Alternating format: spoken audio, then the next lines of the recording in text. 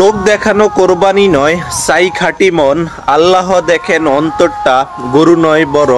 নিয়তের খোঁজ নেন তিনি, বাহিরটা নয় দরকার। ছবির শো ভিডিও তোলে, কে কাকে দেখায়। এভাবে কি কোরবানি কবুল হয়? ধনী হতে পারে বড় গরুর মালিক, কিন্তু কি আছে তার মনে, সেই তো আসল দিক। লোক দেখানো কাজ করে, হারাও পরিচয় খাটে। গরুর দড়ি টেনে শত ছবি তোলে, এভাবে কি ইবাদত হয়?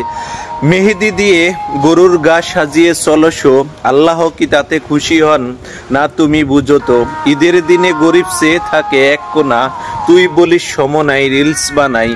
3 ভাগ করেছিলি ঠিকই, তবে কয়টা দিলি মন থেকে? মাংসের চেয়ে নিয়তটা ছিল সঠিক।